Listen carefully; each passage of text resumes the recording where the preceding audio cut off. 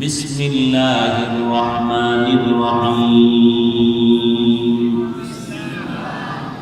ওয়াল আসরি ইন্নাল ইনসানা লাফি খুসর ইল্লাল্লাযীনা আমানু ওয়া আমিলুস সালিহাত ওয়া তাওয়াসাউ বিল হাক্কি ওয়া তাওয়াসাউ বিস সাবর।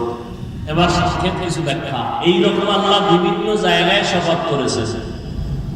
লা উকসিমু বিয়াউমিল কিয়ামাহ ওয়া লা উকসিমু বিন-নাফসিল লাওয়ামাহ ইযা ওয়াকাতিল ওয়াকিআ লাইসা লিওয়াকাতিহা কাযিবা ওয়াত-তিনি ওয়াজ-যাইতুন ওয়া তুরি সিনিন ওয়া হাযাল বালাদিল আমিন ওয়াদ-দুহা ওয়াল-লাইলি ইযা সাজা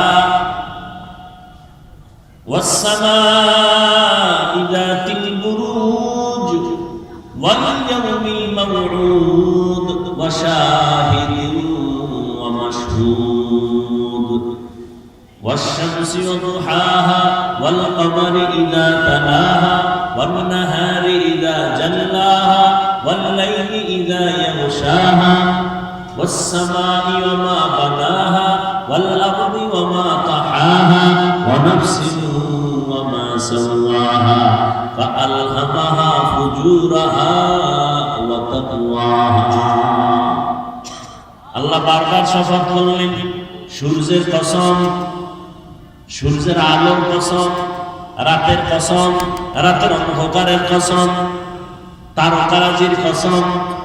সূর্য চলে যেই পথে বুরুজ, ওই বুরুজে বিশিষ্ট আসমানের শপথ, চাষের সময়ের শপথ, তিনের কসম, জাইতুনের কসম, তুর সিনা তুর পর্বতমালার কসম, নিরাপদ শহর মক্কা নগরীর কসম, ওয়াল আসর আসরের কসম।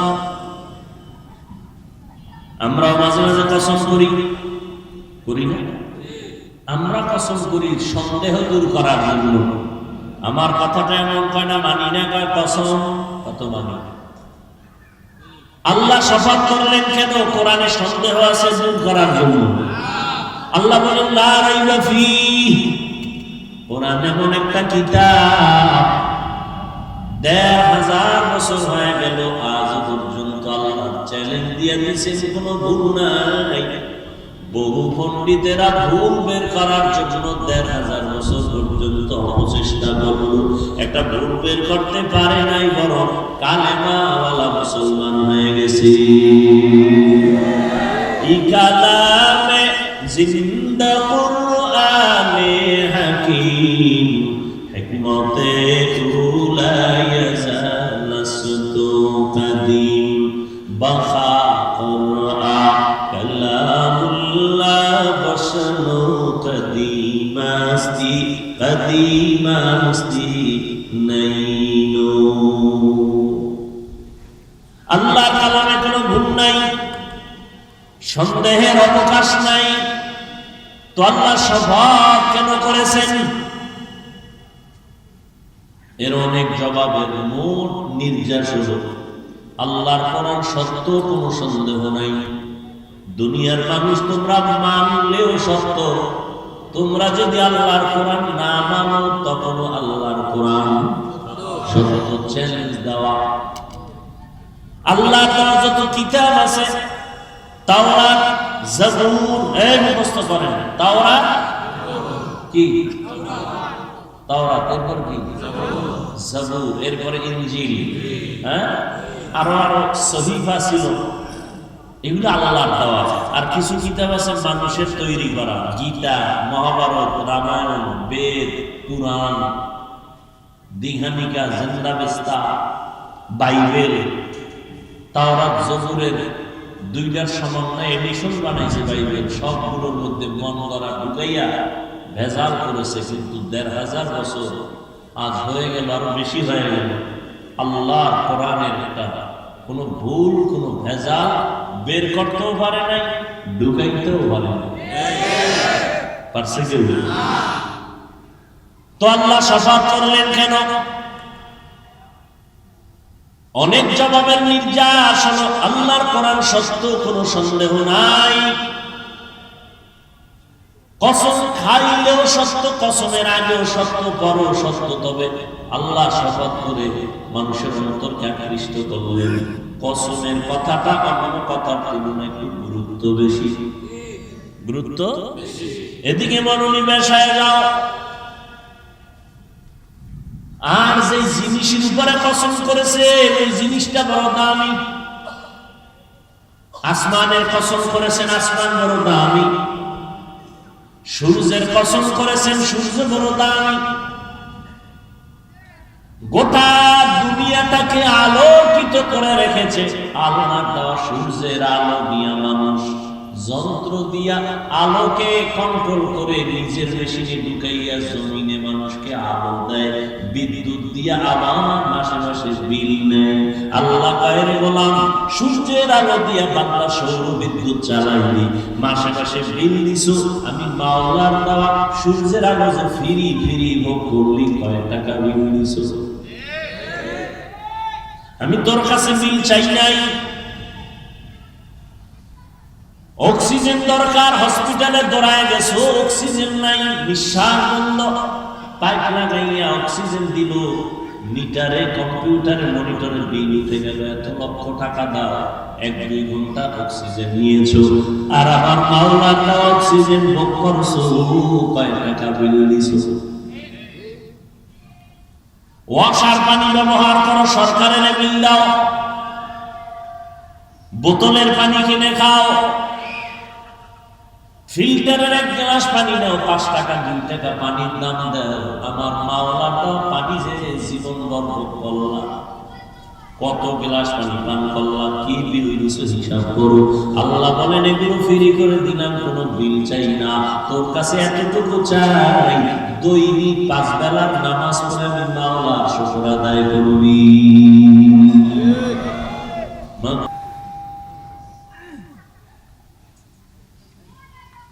ভাইরা আমার,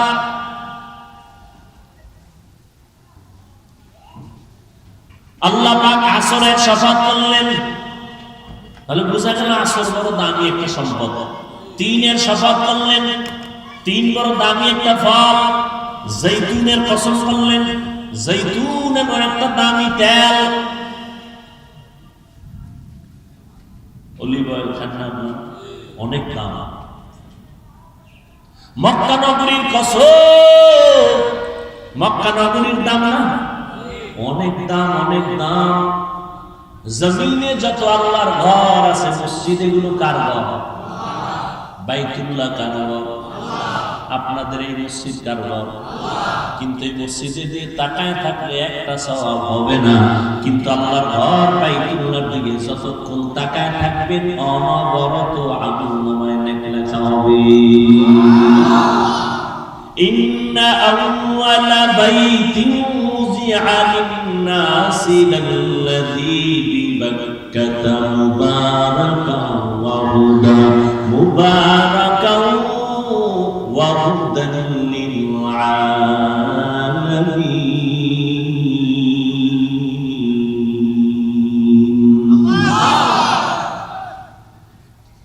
জমিন আল্লাহ বানায় একটা ঘর বানাইছেন, পৃথিবী নামক গ্রহটা বানাইয়া আল্লাহ একটা আগে ঘর বানাইছেন, বাইতুল্লাহ। এটা এমন একটা ঘর, এদিকে তাকায় থাকবেন সওয়াব। জমিনের মধ্যে আরো দামি দামি ঘর আছে, এত সুন্দর, যেমন আগ্রার তাজমহল আছে না? অনেক মানুষ দেখতে যায়। আমাদের বরিশালে আছে এক মসজিদ, টাঙ্গাইলে আছে বিশাল মসজিদ, বিদেশি পাথর দিয়ে বানানো। যতই সুন্দর টাকা লাগাও কোটি কোটি, একবার তাকাইলেও কোনো সওয়াব হবে না। আর বাইতুল্লাহ যতক্ষণ শুধু তাকায় তাকায় দেখবা আল্লাহর ঘর, নবী বলেন অনবরত আমলনামায় সওয়াব আর সওয়াব। আতিনা ফি দারে দুনিয়া না হাসান, আতিনা ফি দারে উকবানা হাসান, ইয়া গিয়াসাল মুস্তাগীসিন ইহদিনা ইফতিখারা বিল উলুমি ওয়াল গিনা। তুরে সিনার কসম, তুর পাহাড় বড় দামি একটা পাহাড়, যেখানে আল্লাহ পাক মুসা নবীর কিতাব দান করেছেন। বনি ইসরাইলের জন্য আল্লাহ পাক আসমান থেকে ডাইরেক্ট খানা পাঠাইছেন, খানা। আর আমি যখন খানা খাইতে কত কষ্ট, খাইতেও কষ্ট, অ্যারেঞ্জ করতেও কষ্ট। আর আল্লাহ বনি ইসরাইলের আসমান থেকে ডাইরেক্ট বৃষ্টির মতো জমিনে আসতো হালুয়া, কুয়াশার মতো দেখতো যে খানা বেরিয়েছে। আর পাখির বুনা বসত, আস্তা পাখি বুনা হয়ে পড়তেছে বৃষ্টির মতো। বনি ইসরাইল এত বড় চালাক ছিল, নষ্ট চালাক। আল্লাহ সতর্ক করে বলছিলেন, এই নবী, উম্মত যেন চালাকি করে আজকের মজা পাইয়া রাইখা না দেয়, কালকে খাবে বইলা আমি ডেলি বাড়াবো। ওরা খাইয়া কিছু মজা পায়, সব খাইছে না, কাইলা পরের দিন আসমান থেকে খানা বন্ধ। নবীজি কয়, মুসা নবীর উম্মত যদি পায় তা আমারটাই পাইবে আরো বেশি। এত বেশি বেদবি করছে এই বনি ইসরাইলের গোষ্ঠী, যে কারণে আমার উম্মতের কিসমতটাও বন্ধ হয়ে গেছে। পৃথিবীর নিকৃষ্ট নিমক হারাম বনি ইসরাইল। নিমক হারাম বুঝে যায়, নুন খায় গুণ গায় না। আল্লাহ নুন খায় যারা গুণ গায় না, এটা কত বড় নিমক হারাম।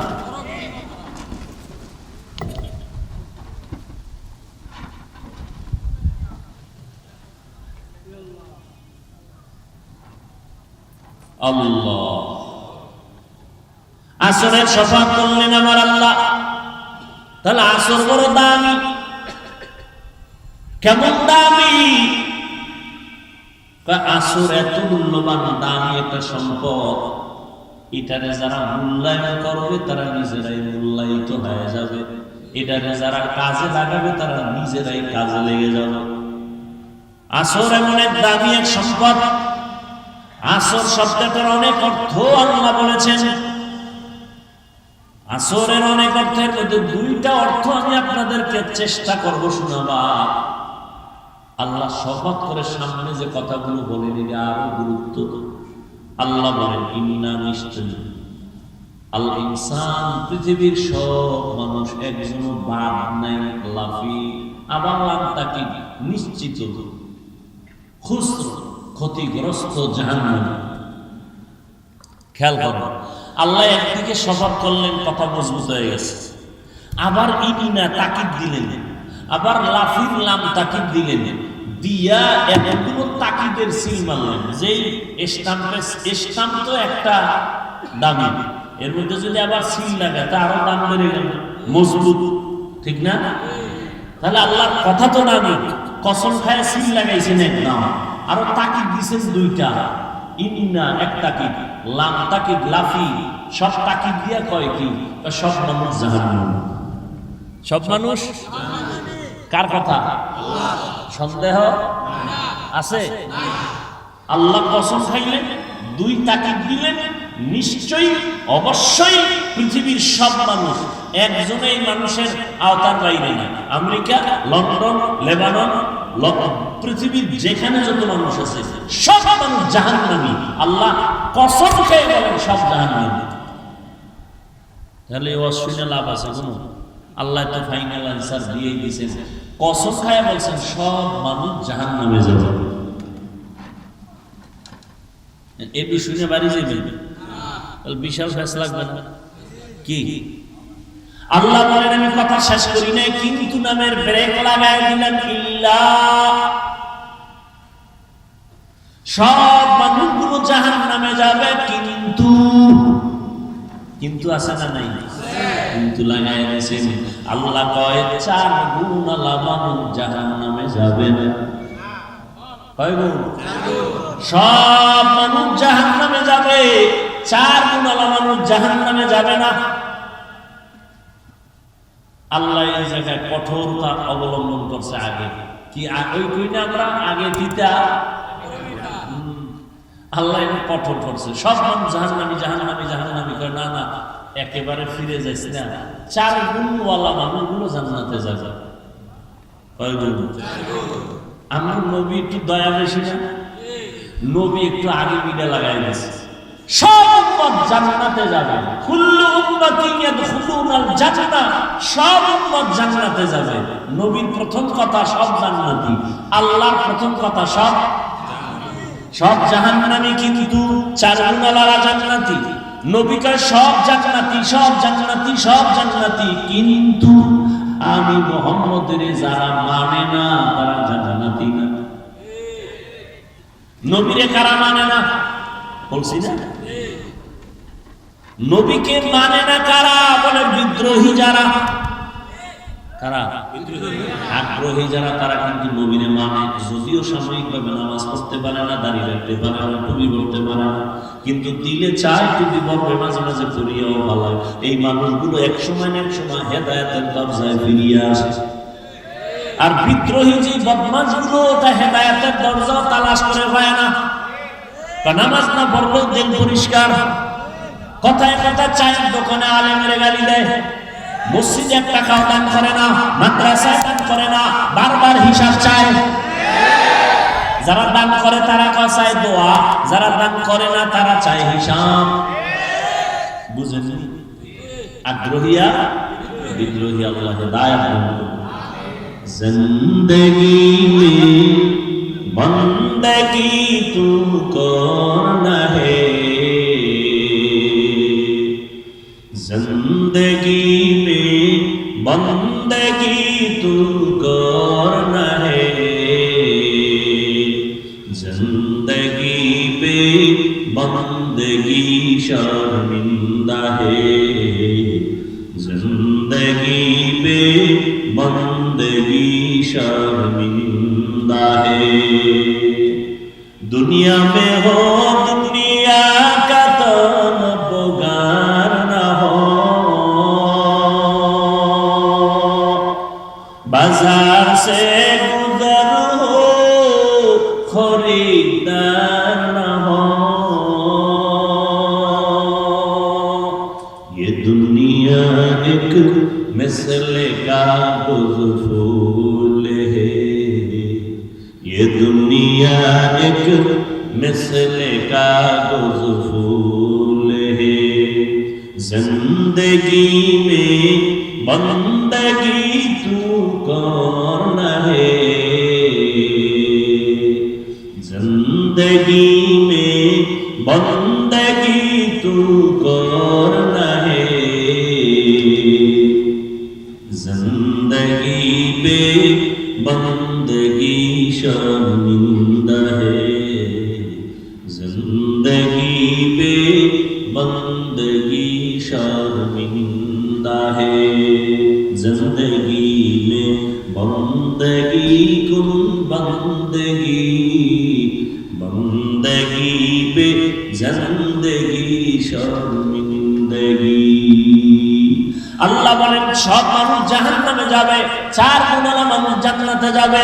এক নম্বর গুণের নাম পরিশুদ্ধ ঈমান, দ্বিতীয় গুণের নাম নেক আমল, তৃতীয় গুণের নাম হলো ঈমান আমলের দাওয়াত অন্যকে দেওয়া। চার নম্বর গুণ হলো যারা ঈমান আমলের দাওয়াতের বিরোধিতা করে তাদের বাধা দেওয়া, যারা মানে না তাদের কন্ট্রোল করা সবরের সাথে। এই চার গুণের মধ্যে প্রথম দুই গুণ ঈমান আর আমল, এই দুই গুণ হলো আল্লাহর হক। কার হক? আর যে বাকি দুই গুণ আছে এটা বান্দার হক।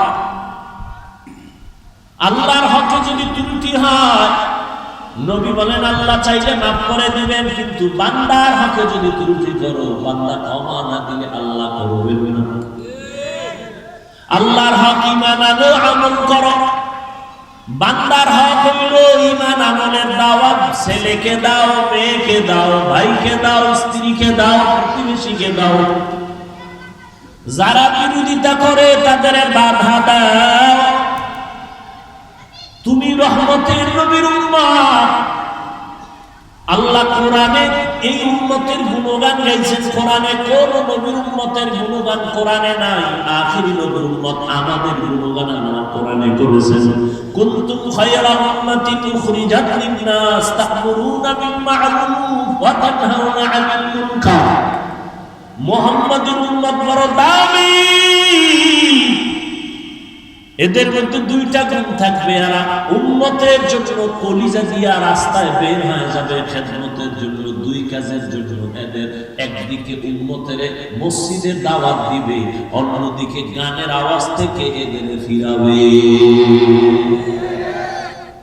এজন্য আল্লাহ কোরআনের আয়াতে বলেন, ইয়া আইয়ুহাল্লাযীনা আমানু কু আনফুসাকুম ওয়া আহলিকুম নারা ওয়াকুদুহান নাসু ওয়াল হিজারা আলাইহা মালাইকাতুন গিলাযুন শিদাদুন লা ইয়াসুনাল্লাহা মা আমারাহুম ওয়া ইয়াফআলুনা মা ইউমারুন।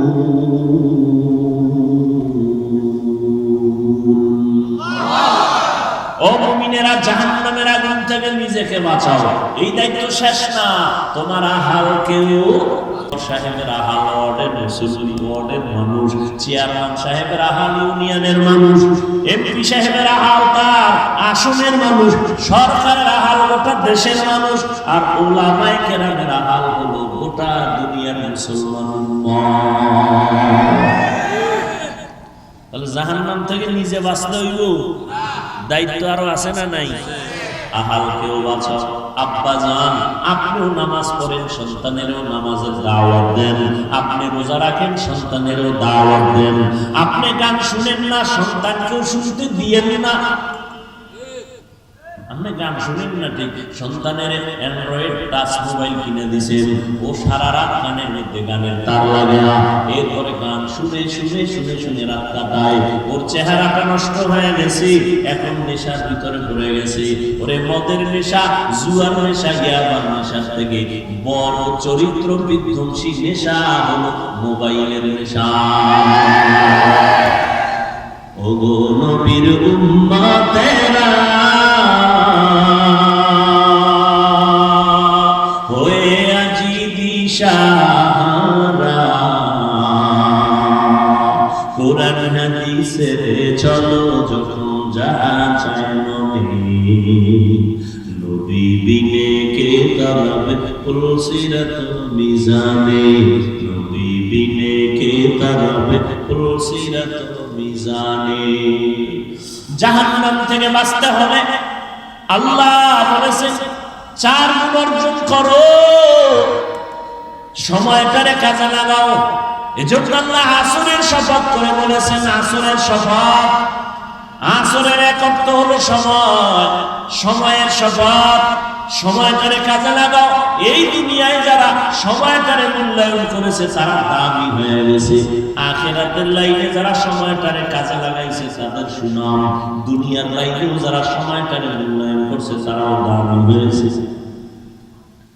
11 মাস ব্যবসায়ী ব্যবসা করে লাভ নাই, 11 মাসে যত লাভ হয়েছে তার থেকে দ্বিগুণ লাভ হয়েছে শুধু রমজানে। ঠিক নেই?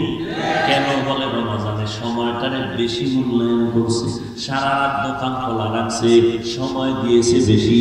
11 মাসে এই পরিমাণ সময় দেয় নাই। সময়টারে কাজে লাগাও, তোমার জিন্দেগি সুন্দর হয়ে যাবে, জিরো থেকে হিরো হয়ে যাবা।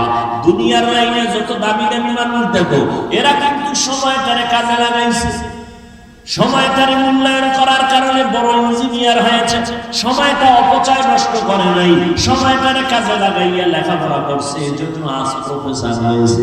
ও যুবকেরা, তোমার মতো যদি মোবাইল চালাইয়া সময় নষ্ট করতো তাহলে কোনো বান্দা ইঞ্জিনিয়ার আদর্শের সাথে হতে পারত না, প্রফেসর হতে পারত না।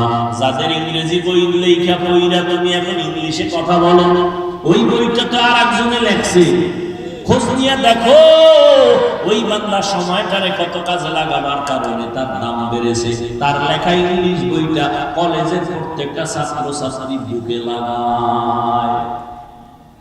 সময়টারে মূল্যায়ন করো, আখিরাতের লাইনে সময়টারে কাজে লাগাও, তাহলে আখিরাতের লাইনেও দামি। কি তোমার মতো সময় নষ্ট করে নাই, আজকে কোরআন পড়লাম, হাদিস পড়লাম, হাফেজ কোরআনরা, উলামায়ে কেরাম সময়টারে কাজে লাগায়, একটা অযথা কথা বলে না। নামাজের সময় নামাজ, পর্দা রক্ষা করে চলে, মা বাবার খেদমত করে, সময় কোরআন তেলাওয়াত করে, সময়টারে মূল্যায়ন করার কারণে আল্লাহ তাদের সম্মান দুনিয়াতেও দান করেছেন। দুনিয়াতে যা পাইতেছে কোরআনওয়ালারা পায় বোনাস, আসলটা পাবে কিয়ামতের দিন। এই জন্য আল্লাহ সময়ের শপথ করলেন, সময়টারে কাজে লাগাইয়া মুমিন জীবনটা বড় ধন্য হয়ে যাবে। তুমি বাংলা ইংরেজি লাইনে জেনারেল লাইনে থাকো, সময়টারে মূল্যায়ন করো, অপচয় নষ্ট করিও না। মাও ভালো জানবে না, বাবাও ভালো জানবে না, কিয়ামতের দিন খালি হাতে মাওলার আদালতে হাজির হতে হবে। সময়টারে কাজে লাগাও, একটা সেকেন্ড যেন তোমার সময়ের থেকে অবহেলায় চলে না যায়। বন্ধু নিয়ে পার্কে দৌড়াও, বান্ধবী নিয়ে পার্কে পার্কে দৌড়াও। ওরে বাবা, এখন তুমি ঘুরতে যাও না, এখন তো তোমার ঘোরার সময় না। তুমি লেখাপড়া কইরা সম্মানের চেয়ারে বসো, তোমার টাকা দিয়া ঘোরা লাগবে না, আল্লাহ ভিন্ন মাখলুকাতের টাকা দিয়া তোমারে ঘুরাইবে। কি আল্লাহ ভাবে না? তুমি এখন তোমার টাকা দিয়ে যে যাও সিফা সাফায়, কেউ চিনে? আর সম্মান অর্জন করো, লেখাপড়া করো, ইঞ্জিনিয়ার হও, ডাক্তার হও, তোমাকে বাংলাদেশের মানুষ মাথায় লয়া নাচবে। কি এরকম সম্মানিত ডাক্তার নাই? তোমার মতো গাঞ্জা খায়, ইয়াবা ট্যাবলেট খায়, বিদেশ পর্যন্ত আমার দেশের ডাক্তারকে হায়ার করে নিয়ে যায়, আছে না নাই? তুমি ওই লাইনের ডাক্তার হও, তোমাকে তো মাওলানা হওয়া লাগবে, এটা তো বলি নাই। হুজুর হইতে এটা তো বলি নাই। কওমি মাদ্রাসায় পড়া লাগবে, এটা তো বলি নাই। তাবলীগ করতেই হবে, না হয় জাহান্নামে যাবা, এটা তো বলি নাই। তুমি ডাক্তার হও, আদর্শ ডাক্তার হও, আদর্শ ইঞ্জিনিয়ার হও, আদর্শ প্রফেসর হও, আদর্শ ব্যবসায়ী হও, আদর্শ চাকরিজীবী হও। আদর্শ আদর্শ আদর্শ মানে পৃথিবীতে শ্রেষ্ঠ আদর্শ একজন রহমতুল লিল আলামিন। এছাড়া কারো আদর্শ নিলে তোমার কপাল শান্তি নেই। রহমতের নবীর আদর্শ নেও, জীবন ধন্য। ডাক্তার হইয়াও তুমি ধন্য, ইঞ্জিনিয়ার হলেও তুমি ধন্য। রসুলের আদর্শ লালন করো, মরে গেল তুমি অমর হয়ে থাকো। এখন সময় আছে, তওবা করো। চোখের সামনে কত যুবকের লাশ, ঘুমের বিছানায় লাশ, গাড়ির নিচে যুবকের লাশ, পানির নিচে যুবকের লাশ। কয়দিন আর দুনিয়াতে বাঁচবারে বাবা? চোখের সামনে কত যুবক কবরের বাসিন্দা হয়ে গেল, কেউ তার নাম নেয় না। সুনাম অর্জন করতে যদি চাও, শরীরটা সুস্থ রাখো, চরিত্রটা ভালো রাখো। এই শরীরটাও সুস্থ রাখতে হলে, চরিত্র ভালো রাখতে হলে মোবাইলের থেকে নিজেদের বাঁচাও। মোবাইল তোমার শরীরটাও নষ্ট করে, চরিত্রও নষ্ট করে। তোমার বয়স মাত্র 25 থেকে 30,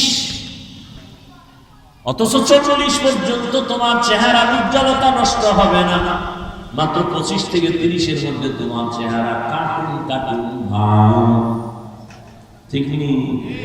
তোমার চোখে ব্যথা, মাথা ব্যথা, বুকে ব্যথা, হাত দুর্বল, কিডনি দুর্বল, মোবাইলের কারণে মাথা ব্যথা বেড়ে গেছে, চোখের পাওয়ার কমে গেছে, লেখাপড়ায় মন বসে না, পড়তে গেলে মাথা চক্কর লাগায়।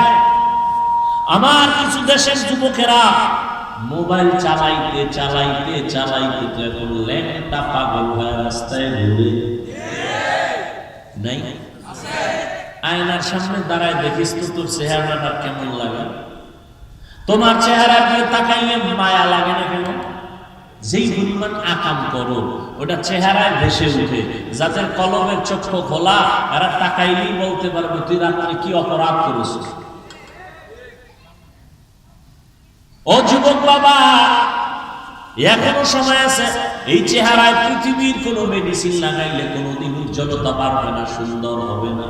হ্যাঁ, একটা মেডিসিন যদি ব্যবহার করতে পারো, আল্লাহর কসম চেহারা আগের মতো উজ্জ্বল হয়ে যাবে। সেটা হলো গুনাহ ছাড়ো, আবার নেক আমল করো।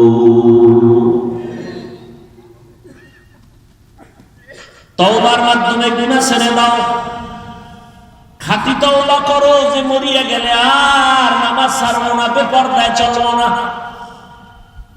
আর একটা বড় তওবা হলো জীবনে কারো বরদোয়া নিব না। এটা একটা বড় পুঁজি, কারো বরদোয়া, মা বাবার বরদোয়া নিবি না, তাহলে শেষ। শিক্ষকের বরদোয়া নিবি না তো কপাল শেষ। মরার আগে মরিয়া থাকবি, মরার আগে মরবি, মানে রুহু থাকবে, দেহ থাকবে না। কিডনি শেষ, হাত শেষ, হাত শেষ, পাও শেষ, পায়ের অর্ধেক নাই, হাতের অর্ধেক নাই, অবশ্যই বিছনায় পড়ে থাকবি। মরার আগে মরে যাবি, রুহু থাকবে, দেহ থাকবে না। যদি মা বাবার বরদোয়া কপালে লাগে, শিক্ষকের বরদোয়া কপালে লাগে, তুই মরার আগে মরা। আজকে বয়ানের একটা থিম তোর পায়ে ধরে দিয়ে গেলাম, একটাই শপথ কর, কারো বরদোয়া নিব না। মা বাবার বরদোয়া নিবি না, কপাল শেষ। শিক্ষকের বরদোয়া নিবি না, সাবধান। ওলামায়ে কেরামের বরদোয়া নিবি না, কপাল ধরে যাবে। বাড়ি থাকবে, গাড়ি থাকবে, তুই থাকবি না। তুই কই থাকবি বলে আইসিইউতে থাকবি। ওখানে থাকলে একটু তোমার ফায়দা না হইলো হসপিটালের লগে তো ফায়দা আছে না? কথাগুলো তুমি হেসে হেসে বাতাসে উড়াই দিও। একটা শপথ করো যে ইনশাআল্লাহ যতদিন হায়াত পাই, হায়াতের মালিক আল্লাহ, সম্মানের মালিক আল্লাহ, রিজিকের মালিক আল্লাহ। মানুষের কিছু গুরু কেন? সম্মানও আল্লাহ দেয়, রিজিকও আল্লাহ দেয়, ইজ্জতও আল্লাহ দেয়, হায়াতও আল্লাহ দেয়। মানুষের পিছনে গোলামি করো কেন? কই করোনা গেল, হুজুরেরা না খায় মরছে। স্কুল বন্ধ, কলেজ বন্ধ, ফ্যাক্টরি বন্ধ, গাড়ি বন্ধ, দোকান বন্ধ, সব বন্ধ। একটা মাদ্রাসাও তো বন্ধ হয় না। কোন হুজুর তো ভিক্ষাও করে না, না খায় মরি, টাকা দাও। তুমি তো মাস্কের উপরে মাস্ক লাগাইছো, করোনা করোনা। আর হুজুরেরা তো লাশগুলো কান্দে দিয়া, গোসল করাইয়া, কাফন করাইয়া, জানাজা করাইয়া, দাফন করাইছে শত শত করোনার লাশ। কই হুজুরেরা তো করোনায় কেউ মরে নাই।